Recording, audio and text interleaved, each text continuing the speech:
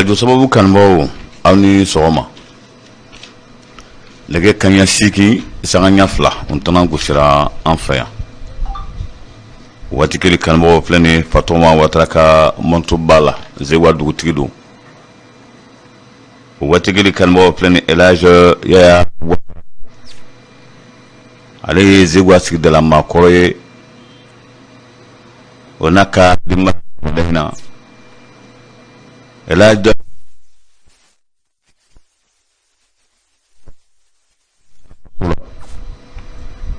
kanmo wati kilin fana somalena o banga somalena kuna funi wala se wati o kofo awi akadi duguti kura e family jonjonga so kola ni kuma min fora mauka me o koni kadaye o satke la kelime ka wole bla zewa ko ma kasanga samia daeli barawma Premier ministre Dr. Sugel Kokala Maiga ayeta mage kunungu kase dina nyama fe au conseil islamique buy haydara denge kasu ani chrétien bonda munumbe akunu asira bela jelena bengando tunta ni commune be sigi malila samba pla ani kono samba pla 2000 okuye baralo bolo wala sa batika senga yani samba plan mo wan duru 2025 anane ka foko o ko ta clean a clean to wala o keleme ga jegulu do signa ba mako PMI DL wali la jere ke kunu ko bengan masabata ketugula ko kamelu ka hake duma ko note kunte fanga sigi so barawla loran kudu babu aye folike munu nana kumbe nga ku kato aka bamso sarale ko ako su kasidoni wala ani atreke Abdurrahman Sangare wala dona ka fo lurango bo foli kelen ko pe kunungo abula dasra nima Burkina Faso abe ina fo munu koko fransikata al naso ka kuma mamie nga Rockmar Christian Kabore la jere damne edu komo go ya ja ka fo la jere nkan abe ga damne tugum da na asira ka labantin koni bakuruba kuna fono refle kuna fono mini Karim Sibib na lasi awma sogomadaina ankeleme fana ka bunya na karama beta sogomadaina ka danga duguti koro Fatoma watara bunya be bi sogomadaina kuna foni o keneka tenendo banmenga jegulu men nambe fama ko orfed o keleme ki bolo kunjo jegulu dola muso jegulu do ne abe fama ko ton sababu o keleme ka la ngini minke orped fe orped ye jabidi ka ira ka fo ki isse do zego baskili la bem se kana tugomina ani nyante ina fo choba yemi fo alaga hinala o barato waliali amala dona ka fo orped keleme ka sengoro ma dondoni ta ka nyesi ton sababu msoma wala sa o bara se ka sabati tugomina nga sigidala o satkela o baraw o kolumbu kalli baladam net baraw beken ala sonama tenen na tan nege kanya kononton wati avec musu wele dantola so o konnana nege bara mi na dabara femiga ma sigida yiri wali ferewdo wala sa baskip se kananga sigidala etugomina zegwa dugutigi no be talike Fatoma watarala ko akadale family jonjonga so kola o kapsa ne fonyongo ni kuma kera mauka kuma me ode ko ngafusa kuma be talige femina o ye samia kondona samia seneli oni bagan blali kon tika talige nyona bagan be ka tieni ke maukun kujugu wala sa ko kumbe sumani munu nolu dane lo be ka fale na fara ko bagan ka ta usmo dun o ye femina tibe a foli kapsa san ka ke fonyongo yo satkala aye wele se sigi dala mo bema bega ka bagamne mele kon keleme kabako yebi we paliwi wako palitu ku ka falimne no mamne ni minga pali so la kanarba da ko fe ayo ko ni min boro la otigi obenu yi tila bora Fatoma watara rola ni ale zebwa adugutigi Dr. Sugel Kokala Maiga ale ye wuli ka joge kunungu kase anga dina nyama fe a y'a daminɛ Haut Conseil islamique la walasa ka kumaɲɔgɔnya kɛ fɛɛrɛ min bɛ kɛ ni Mali gɛlɛyaba in bɛ se ka ban cogo min. Haut Conseil islamique ko a jɔyɔrɔba b'a la. O jɔyɔrɔ in na dun wulikajɔ kun de ni Dr Choguel Kokala Mayiga fɛ walasa Haut Conseil islamique olu bɛ se k'i sen don a la cogo min na a bɔlen kɔ ye a taara Boyi Haidara ɲolokaw ka serifukɛ denkɛ min bɛ Bamako a taara se o dagayɔrɔ la ka taa bonya d'a kan k'a jira k'a fɔ ko o bɛna ka na yamaruya ɲini a fɛ bɛɛ k'i sen don Mali gɛlɛyaba in na walasa a bɛ se ka ban cogo min. Bɔlen kɔfɛ kerecɛn bonda minnu bɛ yen nɔ Dr Choguel Kokala Mayiga yalala nin bɛɛ lajɛlen na kunu walasa faamuyali jɔnjɔn bɛ se ka sɔrɔ a ka baara taabolo la cogo min na. Taama kɛra kunungo Bamakokaw wolu fɛ yen nɔ. Bɛnkan dɔ tun taara kabiri fanga sigiso baaraw sigira sen kan san 2000 o bɛnkanw la baara dɔ tun bolo dara schéma directeur commune bɛɛ lajɛlen y'a taabolo da yanni san 2000 ani san 2025 cɛ ko baara dɔ kan ka bila sen kan. Baara fɔlɔ olu kɔni kɛra ka d'a kan commune bɛɛ lajɛlen sigira. Jɛkulu min ye nin baara in senkɔrɔma dondo kunu o kɛra PMIDL olu de y'a jira k'a fɔ ko o bɛnkan min taara kabiri san 2000 fanga sigiso baaraw o kɔnɔna na n'a jirala k'a fɔ ko ka maire ka hakɛw d'u ma. Kuma in bɛ ka fɔ jamana ɲɛmaa fɛn fɛn n'u nana san dama in kɔnɔna na o bɛna fɔ lajɛrɛ bɛ k'a kan san o san ko nka ko a tɛ bɔ a sira fɛ. O de la kunu sa PMIDL olu ye lajɛrɛ kɛ Mali maire bɛɛ lajɛlen ka président n'o bɛ tali kɛ Yakuba Tarawele la ale y'a jira k'a fɔ lajɛrɛ min kɛra nin kunu a lajɛrɛ in a ɲɛna kosɛbɛ ka d'a kan ko san 2021 o tun kan ka sɔrɔ maire ka hakɛ bɛɛ lajɛlen dir'u ma. Ko bɛnkan minnu fana taara san 2000 a nana ye n'a a kɛra k'a fɔ sariyakisɛ minnu taara a kɔnɔna na n'a ma se ka kɛ yanni san 2025 masurunya cɛ ko maaw ka hakililaji kɛ yɛlɛma min kan ka don a la teliya la ko min kɛra sababu ye k'a ko bali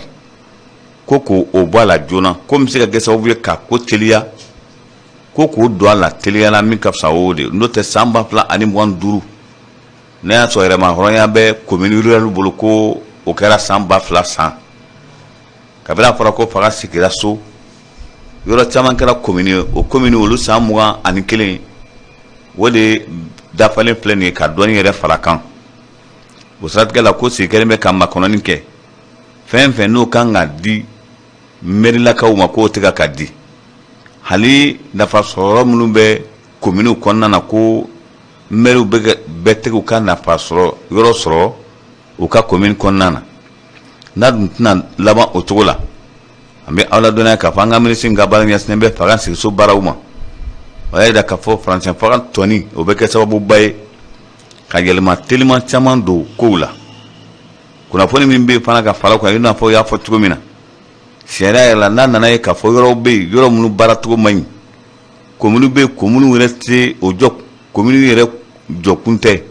walima yɔrɔ dɔw bɛ yen yɔrɔ minnu man ka kɛ commune ye k'o bɛɛ lajɛlen kan ka dɔ san 2020 ani san 2025 cɛ n'o kɛra bɛɛ a ka ca Ala fɛ ko ka yɛlɛma don kow la walima gɛlɛyaba bɛ commune minnu kɔnɔna na ko a kunnafoni bɛɛ lajɛlen b'olu bolo min ka fisa o y'a ye k'a fɔ ka kɔfilɛli kɛ walasa an ka mɛn fanga sigiso baara min ma a bɛ se ka bila sen kan cogo min na o lajɛli de kɛra kunungo Bamakokaw fɛ yen nɔ denmisɛnninw dantɔla don lajɛli kɛra kunu Mali denmisɛnninw olu fana ka député bulon o ye madame Wajije Efune Kulibali ale kɔni bisimila o dagayɔrɔ la madame Wajije Efune Kulibali ale da sira ma k'a fɔ tuma min na ni Amadu Tumani Ture ale bɛ kɛ faransɛ fanga ɲɛmaa ye 1991 o y'a sɔrɔ ale Wajije Efune Kulibali ale ye denmisɛnnin ye o donnama in kama olu ka laɲini kɛ k'o don ATT a ye u ba sira fɛ a bi dun ni minisiriya nana kalifa ale la ale dun filɛ nin denmisɛnninw ɲɛkɔrɔla la ko a nakun de ye nin ye ka fɛnw fara ɲɔgɔn kan joona ale bɛ fɛ de ka bala caman boloda k'o bila olu ka furancɛfan ye kalo 9 don yan'o ka se a ma ladɔnniya k'a fɔ o baara bɛ se ka boloda cogo min na k'o bila ko o fɛɛrɛw k'o tigɛ nin kɛra Madame Wadije Fune Kulubali ale ka kuma ye kunun ka yuruguyurugu kɛlɛ kɔni fari bɛ da kabiri a fɔra cogo min na ju kalo daminɛ la a kɛra yɔrɔ yɔrɔ hali posida minnu bɛ yen ni yuruguyurugu b'a kɔnɔna na ko o kɛlen bɛ ka nimero dɔw bila o nimero wolu u ka kunnafoni dikɛw kan k'a yira k'a fɔ nin yɔrɔ in na yuruguyurugu bi yan mɔgɔ tɔgɔ tɛ fɔ ko min bɛ yen k'a lase k'o de kɔni ka fisa an b'a la k'a fɔ Ibrahim Kasa Mayiga ale tun bɛ nin lajɛrɛ kɛnɛ kan ka fara an ka minisiri ka baara ɲɛsinnen bɛ baarako lahalaw ma ale fana tun bɛ nin kɛnɛ kan ka d'a kan ko yuruguyurugu ɲɔ ɲalen bɛ kojugu Mali la fo kana kɛ fɛn ye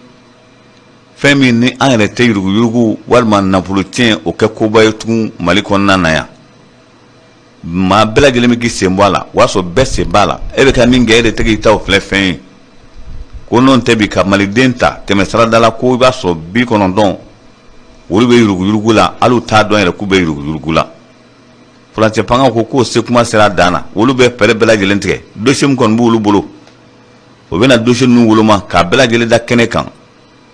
o kunnafoni b'u bolo fana ka kunnafoni wulu sɛgɛsɛgɛ k'a dɔn n'a y'a sɔrɔ tiɲɛ don lakika yɛrɛ la walima ni cogo min don k'o baara bɛ daminɛ n'Ala ma ko wɛrɛ kɛ ju kalo kabiri o daminɛ la Côte d'Ivoire Laurent Gbagbo a nana kunu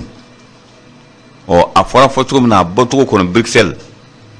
bɛn kɛra min na a kɛra ten nka a nali kununko Abidjan a bɛnkan ma k'a kɛcogo la ka d'a kan a ma sɛmɛntiya Côte d'Ivoire gouvernement ko k'olu ma sɛmɛntiya k'a fɔ ko a bɛ se ka kɛ jamalabɔba ye ka Laurent Gbagbo kunbɛn min tun ka d'u ye ni kuma ma kɛ o kan kosɛbɛ o tun ye ko Laurent Gbagbo a kana nacogo la min kana na kɛ fiɲɛ ye tɔw ma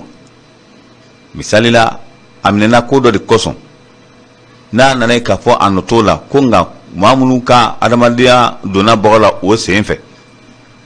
ani maa minnu sumantanyana o sen fɛ olu fana kumunen sigilen don hali n'a y'a sɔrɔ Alassane Dramane Ouattara kɔni ye min fɔ o y'a ye k'a fɔ ko kara t'a la bilen neri t'a la nka kana nacogo dɔ la kana a laban k'a bɛ kɛ ɲagarelabɔ ye a bɔra Bruxelles jama min tun bɛ fɛ ka bɔ n'a ye Bruxelles sɔnma kow ma bolodalen fana tun y'a jira k'a fɔ aéroport la maa man ka caya o de nana kɛ Laurent Gbagbo kanubaw kɛra kununko ka bɔ ka yɔrɔ bɛɛ lajɛlen minɛ a ma ɲɛ min kɔ yɔrɔ dɔw la a kɛra o ye ka d'a kan gaz lacrymogène u y'o ci yɔrɔ dɔw la a ma ladɔnniya k'a fɔ Laurent Gbagbo kunnafoni minnu dira a kan baasi tɛ a ka kɛnɛya kɔnɔna ko nka a sɛgɛlen don kosɛbɛ hali n'i y'a jigintɔ lajɛ ka bɔ avion kɔnɔ a bɛ taama de dɔɔni u bɛ k'a dɛmɛ yɛrɛ a tɛ i n'a fɔ bana b'a la hali n'o b'a la k'a fɔ o ɲɔgɔnna b'a la k'a da kɛnɛ kan o tɛ ko nka ko n'i y'a taama cogo lajɛ i n'a d'a la k'a fɔ ko a sɛgɛlen don kosɛbɛ o la an bɛ Ala dɔnniya k'a fɔ a nana o nacogo de la a nana kununko jama i cayara kojugu maaw bɔra fan bɛɛ lajɛlen na ka n'a kunbɛn tuma min na n'a sera faamaw jigiyɔrɔ la aéroport la o kun bɛ fɛ a ka kunnafoni dɔ de di sɔnmako fana ma o la o y'a teliya ka don mobili kɔnɔ k'a kunda Cogodi kan u ka kalafili min kɛra san tɛmɛnenw la o ka faaba min bɛ yen o QG n'o bɛ Cogodi n'a bɛ fɔ o yɔrɔ ma ko Tuban a ma ladɔnniya k'a fɔ Laurent Gbagbo a ka mobili sinna yen ma a donna yen a ye kuma damadama fɔ a ko min ka d'ale ye bi o y'a ye k'a fɔ k'ale to fɔlɔ a bɛ bɛɛ fo k'a bɛɛ waleɲuman dɔn fɛn fɛn n'i sen da kala kan ko a bɛ bɛɛ fo ko nka ale tora kaso la ale bamuso ntanyana kɔ yan ale dun bamuso kun ka gɛlɛn ma gɛlɛya min na ko bɛɛ lajɛlen b'a dɔn kabiri ale bɛ opposition na o foyi tile la ale ka adamadenya bɛɛ lajɛlen kun sigilen bɛ a bamuso la bɛɛ b'o dɔn n'o ntanyana ale kɔfɛ a san 2015 2015 k'a bɛ foli kɛ kosɛbɛ minnu o kɛra musokɔrɔba in ka donna ban kɛrɛfɛ k'a dɛmɛ k'a sutara an b'a ladɔnniya k'a fɔ Laurent Gbagbo k'a bɛ foli k'olu la o la ani a terikɛ kabiri kuma jan Abdurahman Sangare ko fanantayana ale koyan ale masiki bolo dol fe fiu ko wolu bla o dawra la ko akan ako wolu su kisi kosabe kulungu amala dona ka fo sanan kun keleme minye o yaye ka fo akana ke jama bakuye nga kero yifu ka dansa ko kadaka ko akara ina fo mulu fanan sumantayana ko semfe wolu kon sebe ko dimina akula kosabe Burkina Faso ayedi Kamboyogo